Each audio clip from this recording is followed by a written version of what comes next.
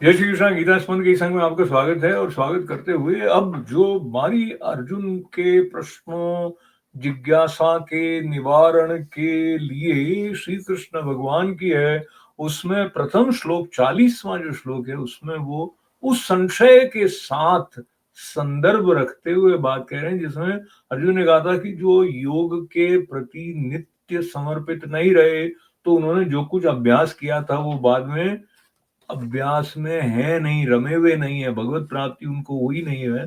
तो अंत काल में ऐसा जो योगी पथ भ्रष्ट योगी है उसका क्या होता है, कहीं वो बादल की तरह छिन्न भिन्न होकर नष्ट तो नहीं हो जाता है।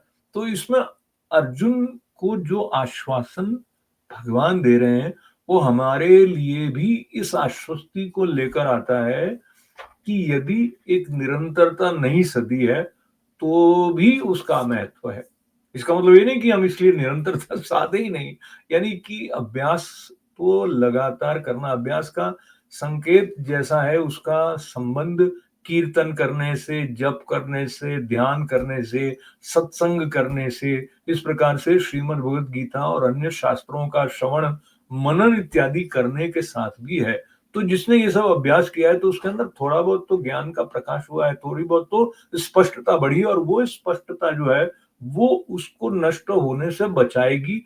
ये बात इस श्लोक में ऐसे आती है, पांच नेवे नामुत्र विनाशस्तस्य विद्यते नहीं कल्याण कृत कश्चित दुर्गतिम तात गच्छति। कहा हे पार्थ, उस पुरुष का न तो इस लोक में विनाश होता है और न परलोक में ही, क्योंकि हे प्यारे, आत्मोद्धार के लिए भगवत प्राप्ति के कर्म करने वाला कोई भी मनुष्य दुर्गति को प्राप्त नहीं होता है।